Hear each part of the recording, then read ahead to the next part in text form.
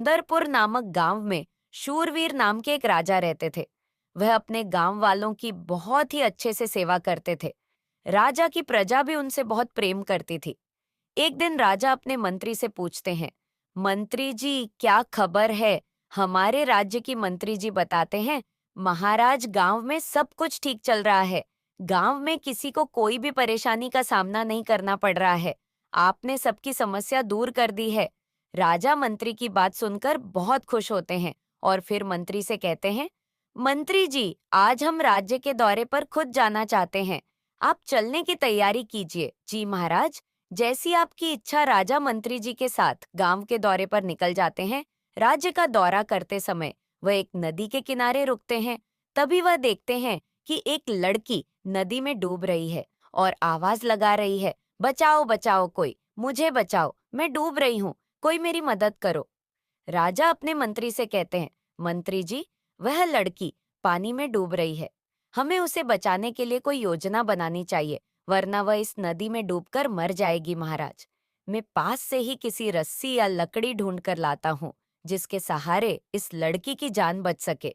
मंत्री जी यह कहकर वहां से रस्सी या लकड़ी ढूंढने के लिए चले जाते हैं। तभी राजा को एक बार फिर उस लड़की की आवाज सुनाई देती है, आप मुझे बचा लीजिए। मैं आपका एहसान कभी नहीं भूलूंगी लड़की। तुम परेशान मत हो। हम तुम्हारी सहायता जरूर करेंगे। हम तुम्हें कुछ नहीं होने देंगे।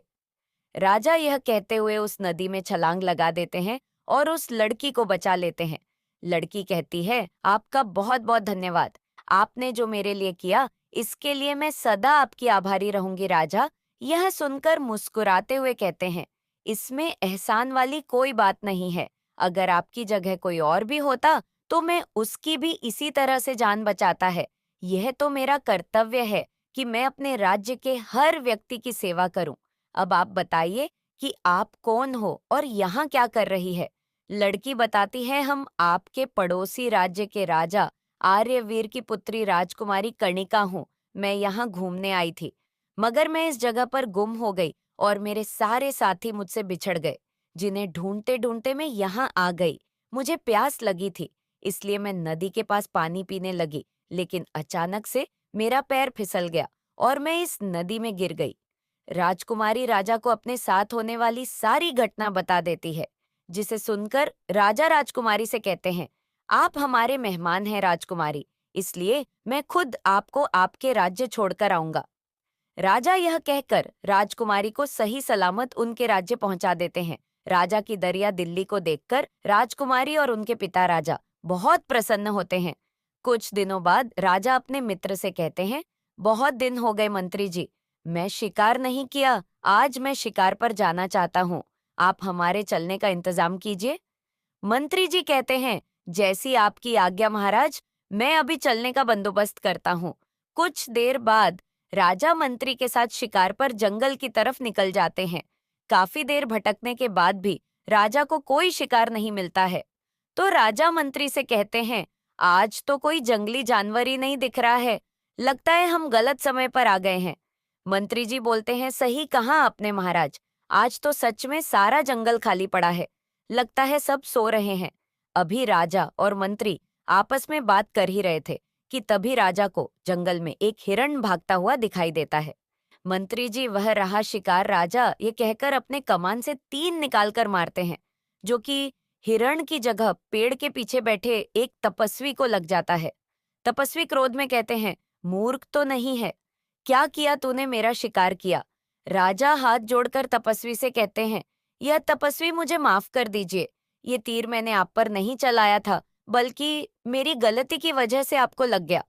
पर तपस्वी अत्यंत क्रोध में आ गए थे। वह बोले, मूर्ख, तूने मुझे ही तीर मारा है राजा। फिर हाथ जोड़कर कहते हैं, नहीं नहीं तपस्वी जी, मैंने आपका शिकार नहीं किया, बल्कि मैं तो जंगल में उस भागते हुए हिरण का शिकार कर रहा था। यह तीर गलती से आप पर लग गया और मैंने यह जानबूझकर नहीं किया। राजा की यह बात सुनकर तपस्वी और ज्यादा क्रोधित हो जाते हैं और कहते हैं, मैं तुझे श्राप देता हूँ, तू एक गधा बन जाए और जिस तरह तू हिरण को जंगल में भगाकर इसका शिकार कर रहा था, उसी तरह तू भी गधे के रूप में अपनी पीठ पर बोझ उठाकर सारी जिंदगी भागता रहे। राजा तपस्वी से माफी मांगते हुए कहने लगे, नहीं नहीं तपस्वी जी, ऐसा मत कीजिए, मुझे इस तरह का श्राप मत दीजिए। तपस्वी बोले, मेरा श्राप कभी खाली नहीं जाता। तूने एक तपस्वी की तपस्या को भंग किया है और तूने मेरी तपस्या के बीच में शिकार भी किया है, इसलिए तुझे इसकी सजा जरूर मिलेगी।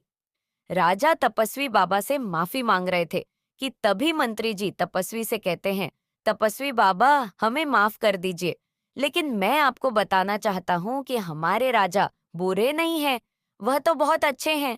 हमारे राजा अपने राज्य और राज्य के लोगों से बहुत प्रेम करते हैं, साथ ही अपनी प्रजा की बहुत मदद भी करते हैं। वह जंगल में उस हिरण का शिकार इसलिए कर रहे थे क्योंकि वह हिरण गांव वालों की फसल को बर्बाद कर देता है, इसलिए महाराज को हिरण का शिकार करने निकले हैं। लेकिन गलती से उनका तीर आपको लग गया, इसमें महाराज की कोई गलती नहीं है, कृपा करके उन्हें माफ कर दीजिए। तपस्वी मंत्री की बात सुनकर बोले, अब तो मैंने श्राप दे दिया है और इसे मैं बदल भी नहीं सकता, अब तुम जीवन भर गधे के रूप में ही रहोगे। लेकिन हाँ, इसका एक उपाय है, अगर कोई राजकुमारी तुमसे गधे वाले रूप में भी विवाह कर ले तो फिर से अपने इंसान के रूप में आ जाओगे। लेकिन यह तभी संभव है जब कोई राजकुमारी तुमसे तुम्हारे गधे वाले रूप में ही विवाह करे। यह सुनकर राजा बहुत दुखी होते हैं और कहते हैं, अभी की बात हो रहा है, अभी मैं एक इंसान के रूप में हूँ, लेकिन गधे का रूप लेने के बाद कोई मुझसे शादी क्यों करेगा? आज के दौर में गधे से कौन विवाह करता है? और कोई भी राजकुमारी ऐसा क्यों करेगी? या तो तुम और तुम्हारे कर्म जान सकते हैं। अगर तुम्हारे कर्म अच्छे हैं तो इस जन्म में जरूर कोई ना कोई तुमसे तुम्हारे गधे वाले रूप में विवाह करेंगी। तपस्वी की बात सुनकर राजा वहीं बैठ जाते हैं और कुछ देर के बाद गधे के रूप में आ जाते हैं। राजा गधे के रूप में आकर खुद ही लोगों के बीच जाकर लोगों का बोझ उठाते हैं और फिर भागते रहते हैं। मंत्री जी यह देखकर बहुत ही दुखी रहते हैं। एक दिन मंत्री जी महल में बैठे थे, तभी वहां पड़ोसी राज्य के राजा आर्यवीर आते हैं और कहते हैं, मंत्री जी मेरा नाम राजा वीर है, मैं आपके पड़ोसी राज्य से आया हूँ, मुझे राजा शूरवीर से कुछ जरूरी बात करनी है। मंत्री जी कहते हैं, महाराज तो यहाँ नहीं है, आप मुझे बता दीजिए, मैं उन्हें बता दूंगा। राजा आर्यवीर कहते हैं, नहीं, मुझे राजा शूरवीर से ही बात करनी है। मंत्री जी बोलते हैं, राजा आर्यवीर अभी तो यह संभव नहीं है। राजा आर्यवीर कहते हैं, राजा शूरवीर कहाँ है? आप मुझे उनका पता बता दीजिए, मैं उनके पास जाकर उनसे बात कर लूंगा। मंत्री जी हाथ जोड़कर कहते हैं, माफी चाहता हूँ राजा आर्यवीर, लेकिन यह सच में संभव नहीं है। मंत्री जी की बात सुनकर राजा उनसे कहते हैं, आखिर बात क्या है मंत्री जी? आप मुझे बताइए तो सही कि राजा शूरवीर कहाँ है? मंत्री जी कहते हैं, राजा आर्यवीर मुझे माफ कीजिए, लेकिन मैं यह आपको या किसी को भी नहीं बता सकता। यह सुनकर महल से वापस चले जाते हैं। इधर गधे के रूप में राजा शूरवीर भागते रहते हैं, भाग भाग कर किसी दूसरे राज्य में पहुंच जाते हैं। थकने के बावजूद वह रुकते नहीं और अपने पीठ पर बोझ उठा, बस वह भागते ही रहते हैं। तभी प्यास लगने पर वह एक जगह पर खड़े हो जाते हैं। उसी जगह राजकुमारी कणिका अपने दासी के साथ खड़ी थी। वह गधे को देखकर बोली, दासियों वह देखो, उस बेचारे गधे पर लोगों ने कितना बोझ लादा हुआ है। क्या लोगों को इन मासूम जानवर पर बिल्कुल भी तरस नहीं आता? राजकुमारी कणिका अपनी दासियों से उस गधे के बारे में बात कर ही रही थी कि तभी वह देखती है कि गधा रुक गया। गधे के रुकने पर उसका मालिक उसे छुरी से मारता है और कहता है, अरे चल चल, खड़ा मत रह, चल जल्दी चल। गधा उस आदमी के मार खाकर भी अपने कदम बिल्कुल नहीं बढ़ता, क्योंकि उसे प्यास लगी थी, लेकिन वह बोल नहीं सकता था, इसलिए वहीं चुपचाप खड़ा रहता है। जबकि राजकुमारी यह सब देखकर समझ जाती है, उस गधे को प्यास लगी है, तभी गधे के पास पानी से भरा कटोरा लेकर जाती है। गधे का मालिक राजकुमारी से कहता है, राजकुमारी आप इस गधे को पानी क्यों पिला रही है? राजकुमारी कहती है, तुम कैसे इंसान हो? क्या तुम्हें इस पर जरा भी दया नहीं आती? तुम इस मासूम जानवर से इतना ज्यादा काम करवा रहे हो, इस पानी भी नहीं दे रही, देखो इसे कितनी प्यास लगी है गधे का। मालिक बोला, राजकुमारी जी इन जानवरों को कोई प्यास नहीं लगती, ये जानवर काम करने के लिए ही तो बने हैं। राजकुमारी उस आदमी को गुस्से से देखती है और फिर पानी से भरा कटोरा गधे मुंह के पास लगाती है। गधा जल्दी जल्दी सारा पानी पी जाता है। यह देखकर राजकुमारी बहुत खुश होती है। इधर मंत्री जी राजा को ढूंढते ढूंढते पड़ोसी राज्य में पहुंच जाते हैं। वह राजा को ढूंढ रहे थे कि तभी उन्हें वह गधा दिखाई देता है। उस गधे को देखकर वह समझ जाते हैं कि यह राजा सुरवीर हैं।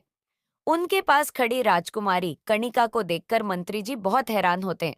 मंत्री जी गधे के पास आकर कहने लगते हैं, महाराज आप यहाँ हैं। मैं आपको ढूंढ ढूंढ कर थक गया।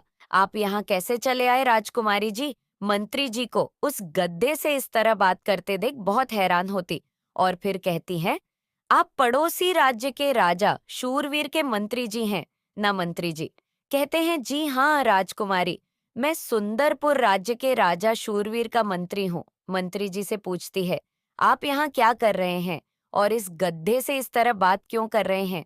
मंत्री जी बताते हैं, राजकुमारी वह इसलिए क्योंकि यह कोई आम गड्ढा नहीं है, बल्कि मेरे महाराज राजा सुरवीर हैं। राजकुमारी चौंक कर कहती है, क्या यह राजकुमार शूरवीर है? मगर यह गधे के रूप में क्यों है? तब मंत्री जी बताते हैं, जंगल में शिकार करते समय महाराज का तीर एक तपस्वी को लग गया था, जिस वजह से तपस्वी ने उन्हें गधा बनने का श्राप दे दिया। राजकुमारी बोली, तो बहुत बुरा हुआ मंत्री जी, लेकिन इसका कोई उपाय भी तो होगा। महाराज कैसे ठीक होंगे? मंत्री जी बताते हैं, राजकुमारी इसका एक उपाय तो है, लेकिन ये एक ऐसा उपाय है जो नामुमकिन लगता है। राजकुमारी कहती है कि क्या उपाय है, बताइए मुझे, शायद मैं महाराज की कोई मदद कर सकूं। मंत्री जी बताते हैं, उपाय है कि महाराज के गधे वाले रूप से ही किसी राजकुमारी को विवाह करना होगा और राजकुमारी से विवाह करते ही राजा अपने असली रूप में आ जाएंगे। राजकुमारी कणिका कहती है, तो इसमें कौन सी बड़ी बात है मंत्री जी? महाराज तो इतने अच्छे और दयालु हैं कि उनसे कोई भी राजकुमारी शादी करने के लिए तैयार हो जाएगी। मंत्री जी कहते हैं, क्योंकि सच्चाई को कोई भी नहीं मानेगा और कोई भी राजकुमारी किसी गधे से विवाह करने के लिए तैयार नहीं होगी। मंत्री जी की बात सुनकर राजकुमारी फौरन कहती है, मंत्री जी मैं महाराज से विवाह करूंगी। आप अभी इसी समय महाराज को लेकर मेरे महल में मेरे पिताजी के पास पहुंचे। कुछ देर में राजकुमारी अपने पिता के पास जाती है और राजा शूरवीर से शादी करने की इच्छा जाहिर करती है, जिसे सुनकर राजा आर्य वीर बहुत गुस्सा हो जाते हैं और कहते हैं, राजकुमारी आप यह क्या कह रही हैं? आप इस गधे से विवाह करेंगी? राजकुमारी कहती है, पिताजी यह कोई गधा नहीं, आम गधा नहीं है, बल्कि राजा सूरवीर है। और कुछ समय पहले आप भी तो मेरे विवाह के लिए राजा शूरवीर से मिलने गए थे, तो फिर अब क्यों मैं इनसे विवाह नहीं कर सकती? राजा आर्यवीर कहते हैं, पहले की बात और थी। पहले राजा सूरवीर इंसानी रूप में थे, अब वह एक गधा बन गए हैं। और यह भी तो जरूरी नहीं कि वह अपने इंसानी रूप में वापस आ जाएंगे। राजकुमारी बड़ी दृढ़ता से बोली, कुछ भी हो पिताजी, यह विवाह मैं जरूर करूंगी, चाहे मुझे सारी जिंदगी उनके गधे वाले रूप के साथ ही क्यों ना रहना पड़े। जब मैं मुसीबत में थी तो राजा शूरवीर ने बिना किसी फायदे के मेरी जान बचाई। आज उन्हें मेरी जरूरत है तो मैं कैसे पीछे रह सकती हूँ। अब मेरा कर्तव्य है कि मैं उनकी की जान बचाऊं। राजकुमारी के बार बार समझाने पर राजा आर्यवीर राजा का शूरवीर और राजकुमारी की शादी के लिए मान जाते हैं और फिर दोनों का विवाह हो जाता है।